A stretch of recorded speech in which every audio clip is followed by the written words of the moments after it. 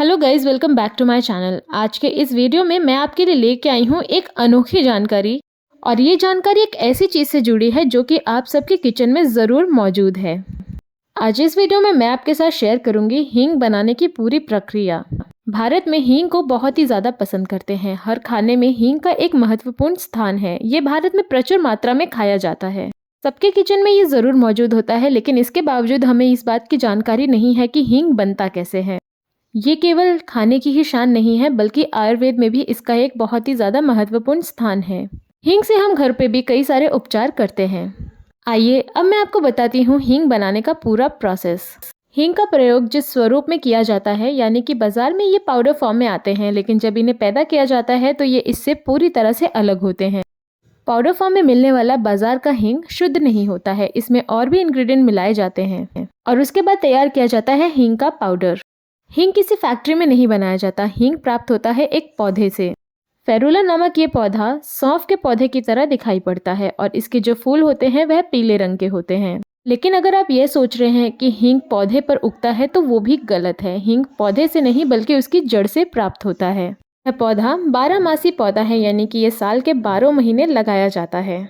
जड़ से प्राप्त होने वाले इस हींग को हम गाजर और मूली के पौधों की कैटेगरी में रखते हैं। दुनिया में हींग करीब 130 किस्मों की पाई जाती हैं। हींग के पौधे का बीज बोने के बाद लगभग 4 साल तक उसके पौधे की बहुत ही अच्छे से देखभाल करनी पड़ती है और 4 साल के बाद ही हींग की वास्तविक उपज होती है। प्रत्येक पौधे से करीब आधा किलो ही हींग प्राप्त होता है। हींग का पौधा लगाने के करीब 4 साल के बाद इसे जमीन से उखाड़ लिया जाता है। जमीन से उखाड़ने के बाद इस पौधे की जड़ को पौधे से अलग कर लिया जाता है।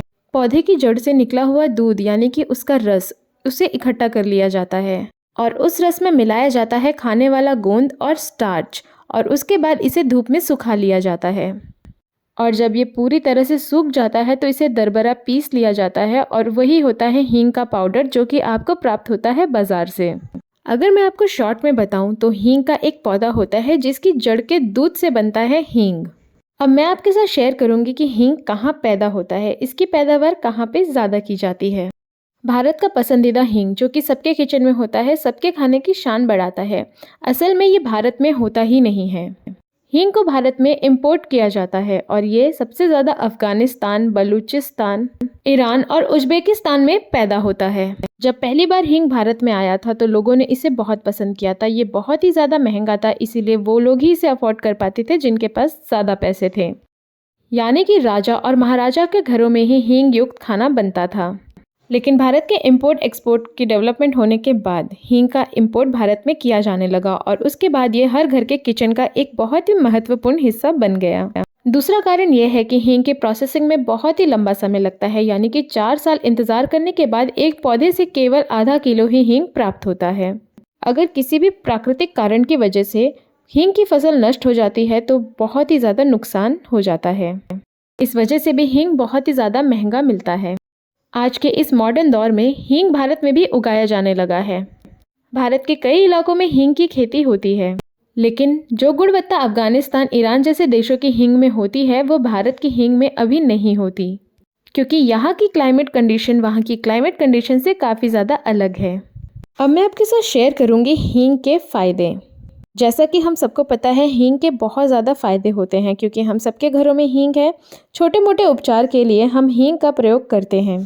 जब भी घरों में बच्चों का पेट दर्द होता है या किसी बड़े का पेट दर्द होता है तो घर के बड़े बुजुर्ग कहते हैं कि उन्हें थोड़ा सा हींग खिला दें। हींग खाने के बाद तुरंत ही फायदा भी महसूस होने लगता है। पाचन रूपी जितनी भी समस्या है उन सभी का समाधान एक अकेले हींग से हो जाता है। जब छोटे बच्चों को पेट दर्द होता है या उन्हें ठंडी लग जाती है तो हींग का पेस्ट बनाकर उनके पेट पे ऊपर से लगाया जाता है और इसका लाभ उन्हें तुरंत होता है। क्या आप सब जानते हैं हींग दांत के दर्द के लिए बहुत ज़्यादा फायदेमंद है।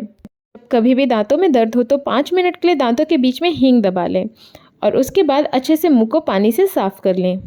ऐसा करने से आपका दर्द छूमंतर हो जाएगा।